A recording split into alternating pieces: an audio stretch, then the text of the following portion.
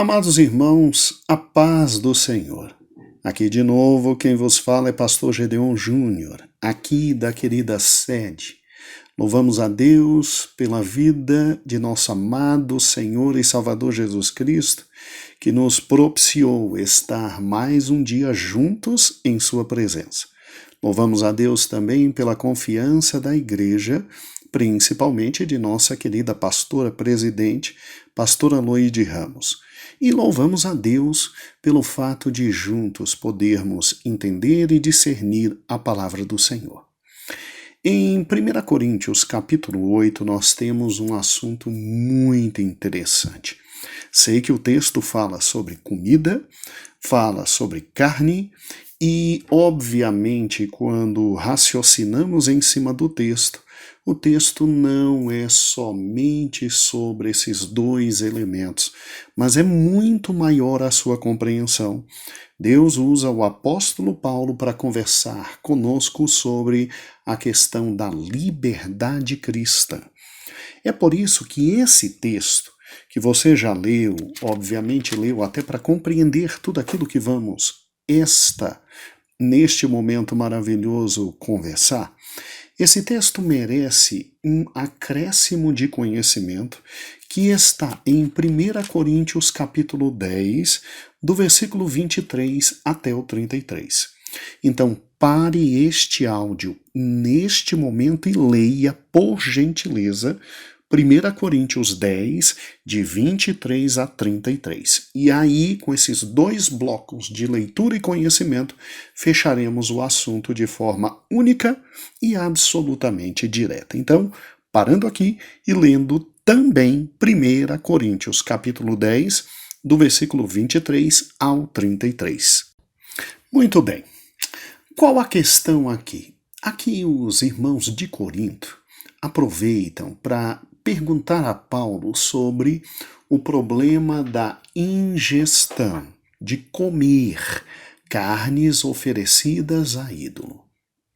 Qual era o problema? Bem, vamos em primeiro lugar ao contexto histórico para que você compreenda o que ali está acontecendo e entenda a pergunta feita ao apóstolo Paulo e respondida no capítulo 8 e lá no capítulo 10. A ingestão de carnes, irmãos, oferecidas a ídolos em Corinto, na cidade de Corinto, era uma tradição e algo absolutamente normal. E se você parar e pensar, toda a carne que chegava na cidade, antes de ir para o mercado, ela era levada ao templo dos ídolos, lá era oferecida aos ídolos, e uma vez oferecida aos ídolos, aí sim voltava ao mercado para o consumo de todos naquela cidade. E isso era um fato conhecido por absolutamente todos. Assim, quando um homem oferecia um sacrifício de um animal a um ídolo, o que acontecia? A carne era dividida em 3 grandes partes. A primeira parte era colocada num altar para ser consumida pelo fogo, para ser apreciada pelo Deus, pelo ídolo que aquele homem servia. Outra parte ficava com o sacerdote oficiante daquele ato. E o remanescente, então, era entregue à pessoa que levava para casa, ou então levava para o seu comércio, ou então vendia para comerciantes, e aquela carne era considerada uma carne absolutamente própria para o consumo, porque tinha recebido a bênção do ídolo. Assim, aquele que ia oferecer seu sacrifício ao ídolo, ele ficava com uma substancial parte da carne, não é? E esta parte ele podia trazer para casa, ele podia comer em casa com os amigos em uma festa familiar.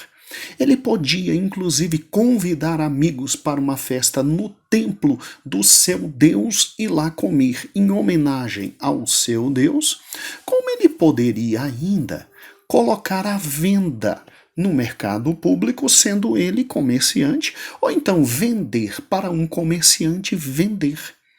ok? O mesmo acontecia com um sacerdote. Um sacerdote que oferecia aquela carne aos ídolos e era um intermediário entre o Deus existente e o ofertante. E muitas vezes recebia muito mais carne do que ele podia consumir pessoalmente. E aí ele podia comer em casa, comer com os amigos, comer no templo, numa grande festa que fazia, como também ele podia vender a comerciantes para que esses comerciantes pudessem simplesmente vender esta carne. E aí a igreja de Corinto estava dividida.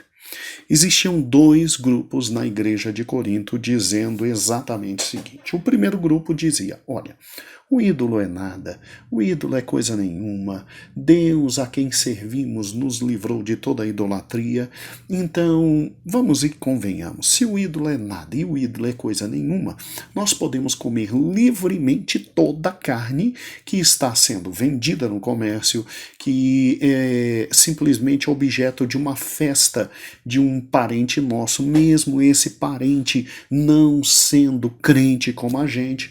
Por quê? Porque tudo vem de Deus, a liberdade cristã nos dá esse direito e o ídolo, por não ser nada, não nos trará problema nenhum comer dessa carne.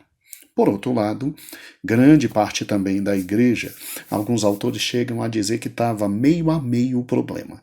Havia um segundo grupo e grande parte da igreja dizia, não se pode comer absolutamente nada oferecido a ídolos.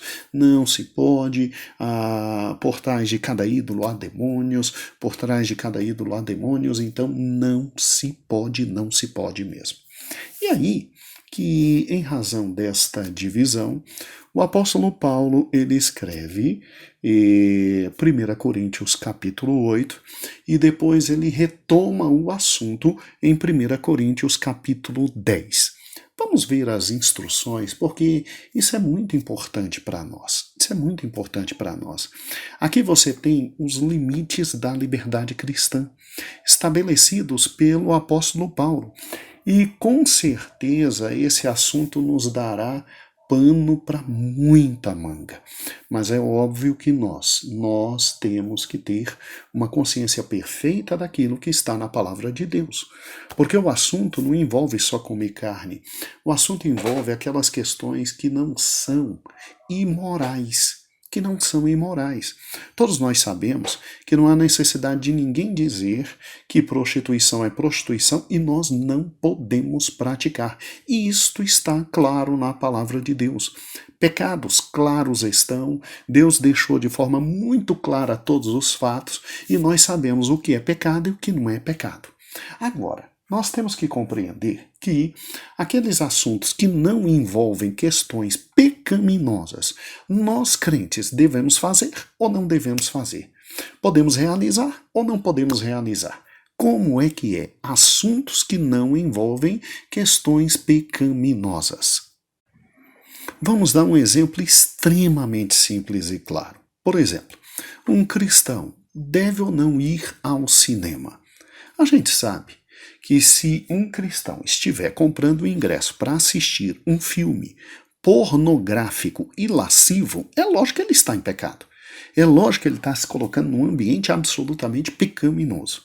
Mas, por exemplo, agora com um novo filme que está passando do Homem-Aranha, como é que é? Cristão pode ir ao cinema assistir o Homem-Aranha? Está compreendendo? Então, esta era a discussão na igreja de Corinto. As coisas amorais, ou seja, aquelas coisas que não são imorais e pecado. Nós cristãos podemos fazer ou não podemos fazer? Vamos lá, um cristão pode simplesmente praticar esportes? Pode praticar esportes? Essa é a grande questão. E eu sei que a pergunta parece absolutamente tola e absolutamente simples. Mas na época de Paulo, o problema estava muito grave, extremamente avançado, e nós temos que, nesse momento, refletir sobre a nossa liberdade cristã. Sobre a nossa liberdade cristã. Vamos juntos, então, pensar naquilo que o apóstolo Paulo nos ensinou aqui em em 1 Coríntios 8 e depois 1 Coríntios capítulo 10. Veja que o apóstolo Paulo, ele começa respondendo então a questão da igreja, dizendo exatamente assim no versículo 1. No tocante às coisas sacrificadas aos ídolos, sabemos que todos temos ciência, ou seja, todo mundo sabia como é que era feita a distribuição de carne naquela cidade. E aí a grande questão é o seguinte: Paulo chega no versículo 1, parte B, e ele diz assim: olha, o conhecimento incha, mas o amor edifica. Ou seja, todas as questões relacionadas à liberdade cristã devem ser dimensionadas não só na amplitude do conhecimento, mas muito mais na amplitude do amor. Pastor, peraí, a partir daí eu não consegui entender mais nada. Calma, vou te explicar o que Paulo quer falar. Paulo aqui explica que simplesmente, versículo 4 eu estou, no tocante à comida sacrificada a ídolos, sabemos que o ídolo em si mesmo não é nada. Absolutamente nada. Ou seja, o que importa é que Deus nos deu graciosa liberdade para fazermos exatamente aquilo que nós queremos e aquilo que nós desejamos. Paulo continua seu raciocínio no versículo 6, dizendo exatamente assim: olha, Deus mesmo há um só, e que é Pai, e é simplesmente dono de todas as coisas. E só tem um Senhor, que é Jesus Cristo, para quem são todas as coisas, e nós também somos dele. Ou seja, Paulo está explicando que depois que Cristo morreu na cruz, o mundo é absolutamente outro, e crente não precisa ficar com medo de todas as coisas que o cercam, não. Porque Deus está acima de todas as coisas, e Deus abençoa todas as coisas por intermédio de Cristo. E quem está em Cristo tem a viabilidade de simplesmente abençoar todas as coisas. E aí o tiro de misericórdia é dado àqueles cristãos que veem pecado em tudo, demônio em tudo, malignidade em tudo, quando o apóstolo Paulo no versículo 8 diz assim: não é a comida que nos recomendará e nos levará ou nos tirará de Deus. Por quê? Por uma razão simples: nada nós perderemos se comermos, nada perderemos se não comermos, nada ganharemos se comermos, nada ganharemos se não comermos. Ou seja, Deus é indiferente a todas essas coisas. Isso é tão pequeno diante da realidade do que Deus é e da grandiosidade do que Deus é e do que Deus nos deu na liberdade cristã, que nós não podemos ficar incomodados com esse tipo de coisa pequena. É óbvio que nesse momento metade da igreja começou a sorrir dizendo: olha, Paulo liberou absolutamente para que comamos e bebamos absolutamente tudo aquilo que nós quisermos, porque Deus é misericordioso e basta orar e nada nos fará mal. Agora, que Paulo fez por ser inteligentíssimo? Paulo diz que a questão não era resolvida somente na base do conhecimento, daqueles que possuíam um conhecimento maior e que sabiam que o ídolo não era nada, não significava nada, e Deus abençoou todas as coisas em Jesus Cristo. E aí Paulo, no versículo 7, diz assim: entretanto, não há esse conhecimento em todos, ou seja, quem ainda não cresceu espiritualmente, a ponto de entender que Cristo é Cristo e é Senhor de todas as coisas, e entenda que esse tipo de gente não pode ser menosprezada. Esse tipo de gente não pode ser menosprezada, e preste atenção em algo que é fundamental. Você que é mais forte na fé e tem um conhecimento maior, você não pode simplesmente lançar seu irmão no inferno. E aí no versículo 9 ele diz: vede, porém, que vossa liberdade não venha de algum modo a ser tropeço para os meninos na fé. Porque se alguém te vir a ti, que és dotado de saber, e sabe que simplesmente Cristo é Cristo, e comida e bebida são nada, te vir à mesa em templo de ídolo, versículo 10, não será a consciência deste que é fraco, induzida a participar de comidas sacrificadas a ídolos. Então bota uma coisa na cabeça, por causa do teu saber, está perecendo o irmão mais fraco, pelo qual Cristo morreu, e entenda que simplesmente vilipendiar a consciência do mais fraco é fundamental para você não fazer tudo o que quer que você deseje fazer. E esse é o motivo porque Paulo chega lá no versículo 13 e diz assim: e por isso, se a comida serve de escândalo para meu irmão que é mais fraco, eu mesmo, Paulo, nunca mais comerei carne, para que não venha a escandalizá-lo. Meu amado irmão, preste atenção nisso. Paulo está dizendo que a nossa liberdade conquistada em Cristo, obviamente sim, significa o direito e a autoridade de fazer qualquer coisa que Cristo não proíba. Entretanto, nenhum cristão está livre para fazer tudo o que lhe agrada se os seus atos representam um obstáculo aos cristãos novos na fé, aos mais fracos. O forte não deve usar sua força indiscriminadamente, mas com sabedoria e com amor. O objetivo do cristão é servir a Deus e conquistar os outros, e não viver de acordo com o seu egoísmo e sua individualidade quanto aos pretensos direitos que sempre pensa ter. Ah, pastor, mas aí é absurdo, só por causa do meu irmão mais fraco que acha que aquilo é pecado, aí eu não vou fazer. Sim, é exatamente isso. Exatamente isso. O uso de minha liberdade não pode levar meu irmão simplesmente à queda. O uso de minha liberdade não pode levar meu irmão ao fracasso. Eu tenho que entender que nem todos discernem todas as coisas como nós discernimos em matéria de liberdade cristã. Eu tenho que compreender que existem irmãos que compreendem mais e compreendem menos. E a minha liberdade está limitada por amor a Deus, a Cristo, a infelicidade ou felicidade da limitação dos meus irmãos. O verdadeiro cristão tem que ser cuidadoso para que seu irmão não se escandalize. Para que seu irmão não se escandalize. Daí porque o apóstolo Paulo então termina dizendo o seguinte, aí nós já estamos em 1 Coríntios capítulo 10. Preste atenção. Se você foi no mercado e se você comprou a carne, não pergunte. Compra a carne, leve para casa e coma com felicidade, porque Deus santifica tudo. Agora, se o infeliz do açougueiro disser, essa carne aqui é especial, nós consagramos essa carne aqui ao ídolo tal, pode levar que ela vai te fazer bem. Aí não é para comprar carne. Paulo continua dizendo, se algum amigo, parente te convidar para uma grande festa que ele está fazendo, é para ir, é para sentar, é para comer de tudo, é para se alegrar, porque Deus santifica todas as coisas, principalmente depois da nossa oração.